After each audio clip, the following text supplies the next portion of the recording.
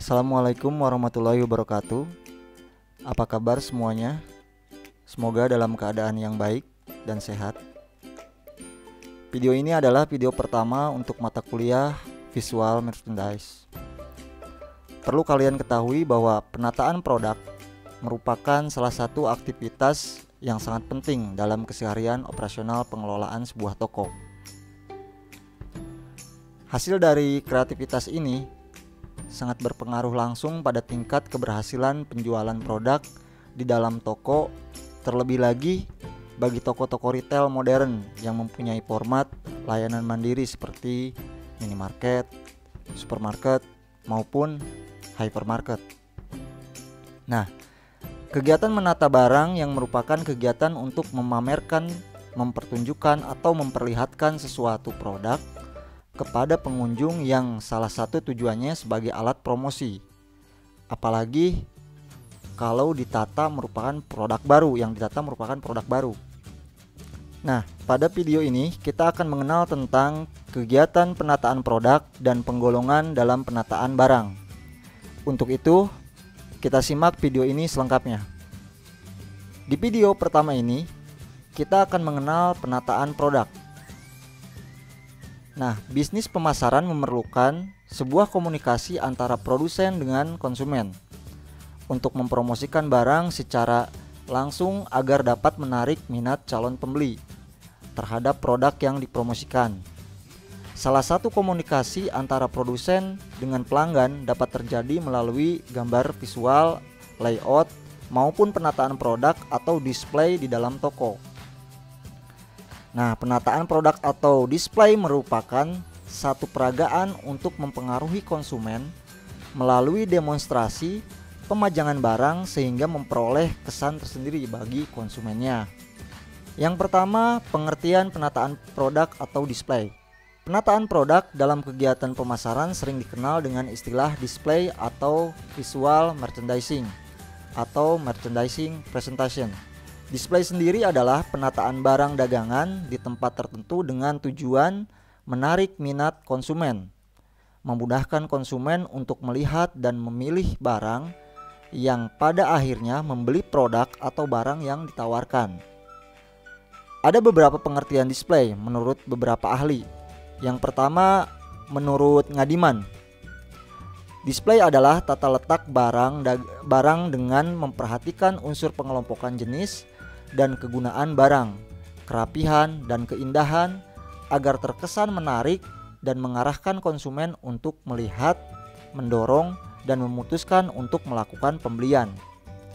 Kemudian menurut William G. Salt, display adalah suatu cara perhatian dan minat konsumen pada toko atau barang dan mendorong keinginan membeli melalui daya tarik penglihatan. Yang ketiga, menurut Sopiah dan Sihabudin, display adalah sesuatu yang dilakukan untuk menata barang yang mengarahkan pembeli agar tertarik untuk melihat dan memutuskan untuk membelinya.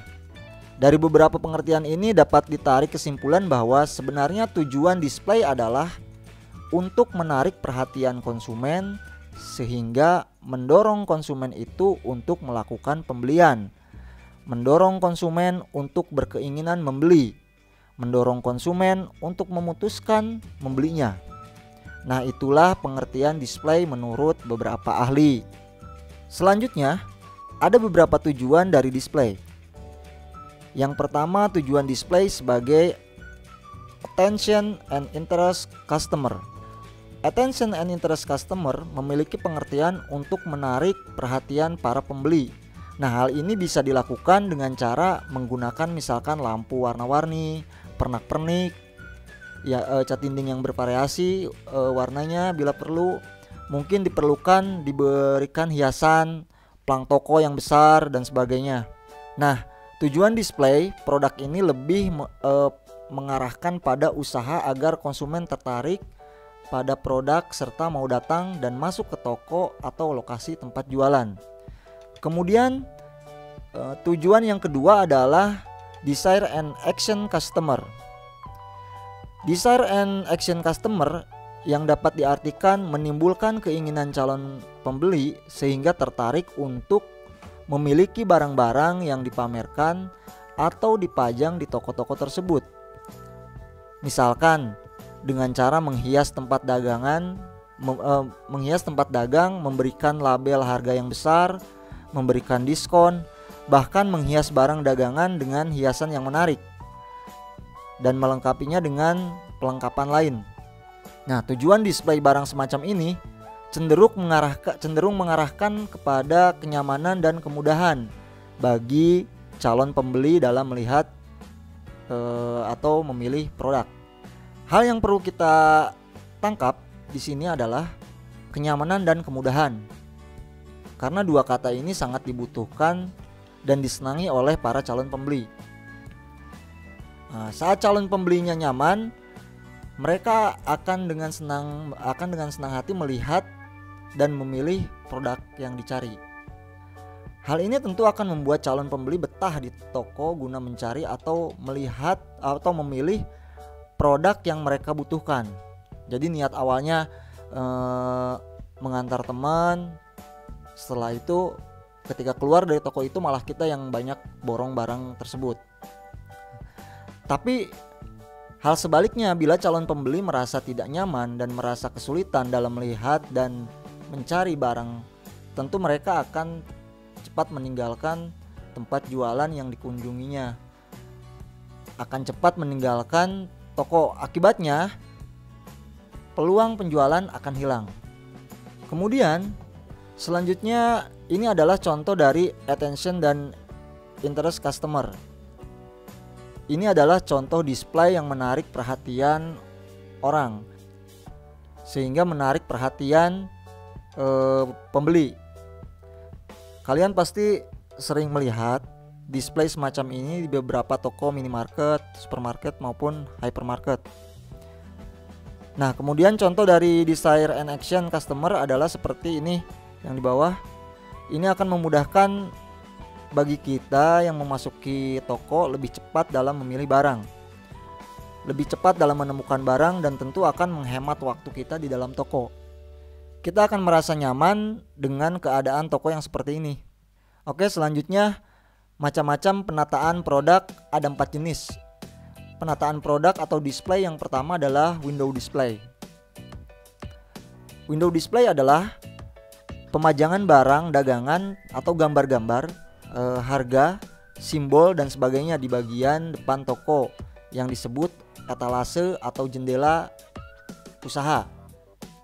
Nah, window display biasanya ditampilkan di depan menggunakan etalase di bagian depan toko. Kalian pasti sering melihat kalau di toko baju atau pakaian yang menampilkan display baju seperti ini. Nah, ini adalah model window display. Penempatannya di depan sehingga dari luar orang bisa melihat.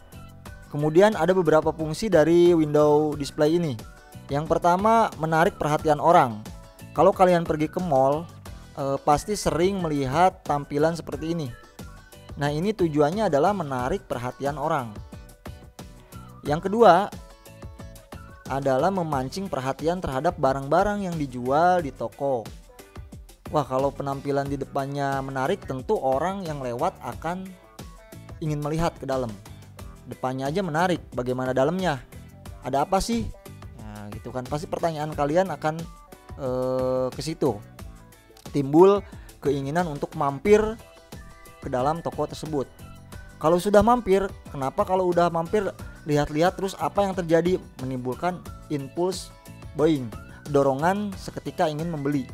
Niat awalnya cuma lihat-lihat dari tampilan depan, wah kayaknya menarik nih tampilan tokonya, coba lihat ke dalam, ternyata barangnya bagus. Yang awalnya lihat-lihat keluar bawa barang belanjaan. Nah, ini sering terjadi. Inilah tujuan dari window display, yaitu menimbulkan impulse buying atau dorongan seketika mendadak ingin membeli. Kemudian menimbulkan daya tarik terhadap keseluruhan suasana toko. Tadi ketika sudah masuk ke dalam toko, maka suasana toko akan menjadi menarik. Nah, kemudian yang terakhir adalah menyatakan kualitas barang yang baik dan ciri khas toko tersebut. biasanya apa yang ditampilkan di depan itu adalah cerminan sebuah toko. Biasanya kalau di depan itu bagus, maka bagian dalamnya juga tentu lebih bagus. Kemudian yang kedua adalah interior display. Interior display adalah pemajangan barang dagangan di dalam toko. Kalau tadi window itu di bagian depan toko, tapi kalau interior itu di dalam toko. Nah, interior di display banyak digunakan untuk barang yang sudah dikenal luas oleh masyarakat. Banyak biasanya. Dalam interior display ini terdiri atas 4 macam. Yang pertama, merchandise display. Nanti merchandise ini dibagi lagi menjadi 2, open interior display dan close interior display. Yang kedua ada arsitektur display. Ketiga, store sign and decoration. Dan yang keempat ada dealer display.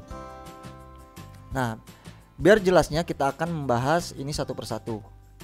Yang pertama adalah merchandise display. Tadi merchandise display ada 2, ada open interior display dan close interior display. Nah, ini adalah contohnya di bawah. Contoh kedua dari open interior dan close interior.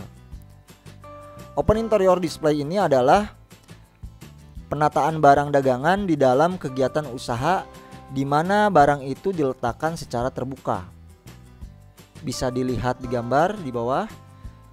Ini diletakkan secara terbuka sehingga calon pembeli bisa melihat dan mengamati tanpa bantuan petugas. Ini display secara terbuka.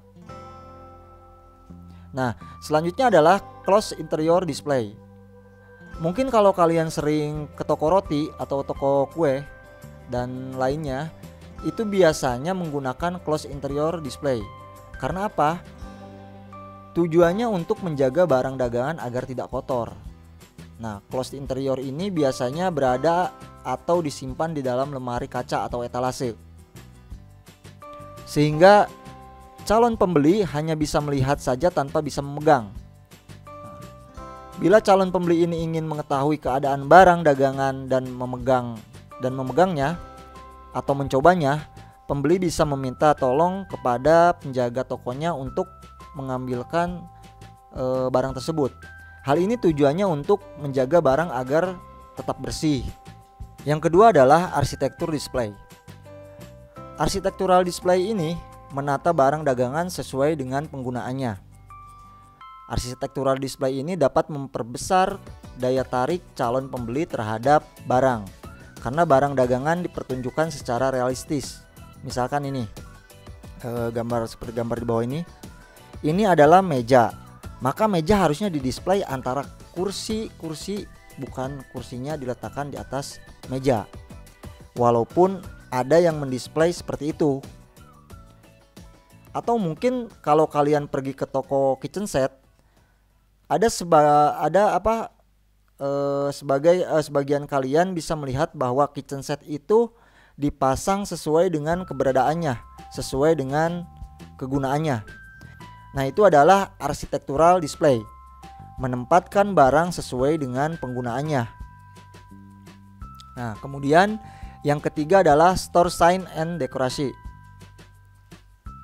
Nah, ini merupakan simbol, tanda, poster, lambang gambar, dan semboyan yang diletakkan di atas meja atau digantung di dalam toko. Nah, store sign ini digunakan untuk memberi arah kepada calon pembeli kepada arah barang dagangan dan memberi informasi mengenai kegunaan barang tersebut. Misalkan di sini biasanya kalau kalian pergi ke toko pakaian, misalkan ada tanda yang bergelantungan itu, di atas biasanya ada misalkan kemeja dewasa, kemeja remaja, pakaian anak dan sebagainya. Atau di toko buku biasanya juga menggunakan tanda buku tentang pendidikan, tentang budaya, religius dan sebagainya. Adapun dekorasi ini pada umumnya digunakan dalam hari raya ataupun ya banyaklah event-event yang lainnya. Ini adalah contoh memperingati sebuah event, didekor sesuai dengan temanya. Oke, Kemudian dealer display. Nah, dealer display merupakan simbol atau petunjuk-petunjuk mengenai penggunaan barang yang dibuat oleh produsen. Nah, simbol tersebut seakan-akan memberi peringatan kepada penjaga agar tidak memberi informasi yang tidak sesuai atau tidak benar kepada calon pembeli. Jadi, setiap produk itu biasanya suka ada informasi produknya. Maksudnya sini, penjaga tidak boleh mengarang, tidak bisa melebih-lebihkan spesifikasi produknya, karena ada petunjuk-petunjuk mengenai barang tersebut. Nah, jadi dealer display ini merupakan simbol atau petunjuk mengenai penggunaan barang yang dibuat oleh produsen. Yang ketiga adalah exterior display, yaitu pemajangan barang di tempat tertentu di luar kegiatan usaha yang biasa digunakan.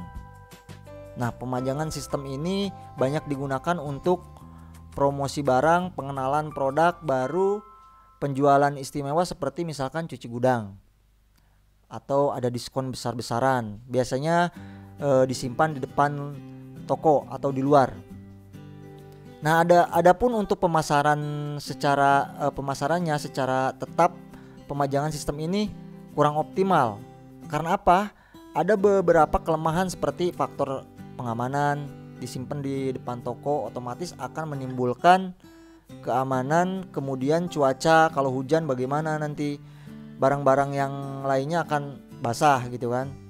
Intinya exterior display ini hanya tetap dipergunakan untuk kondisi penjualan tertentu. Kemudian yang keempat, solari display, yaitu menempatkan barang dagangan di bagian department store sebagai daya tarik bagi konsumen setelah masuk ke dalam toko. Misalnya pakaian yang digunakan oleh model boneka atau manekin, kalian pasti sering lihat kalau pergi ke dalam toko atau mall, model-model seperti yang di bawah ini, foto di bawah ini. Nah, display seperti ini nih, ini fokusnya adalah penggunaan boneka model sebagai media untuk mendisplaynya. Pasti kalian sering lihat lah kalau misalkan kalian ke mall atau ke toko-toko pakaian. Nah, itulah keempat macam penataan produk atau display. Oke, itulah yang bisa saya sampaikan dalam video pertama ini. Nanti selanjutnya kita akan membahas tentang pengelompokan barang dalam penataan produk. Namun sebelum itu saya minta kalian menjawab kuis berikut ini. Dalam melakukan penataan barang dagangan, seberapa pentingkah kegiatan pengelompokan barang berdasarkan jenis-jenisnya? Tulis jawaban kalian di kolom komentar ini dan berikan nama kalian dan kelas DKP-nya. Paham ya, dapat dipahami? Nah, itu tadi kuis yang harus kalian kerjakan. Oke, saya rasa cukup. Sekian dari saya. Assalamualaikum warahmatullahi wabarakatuh.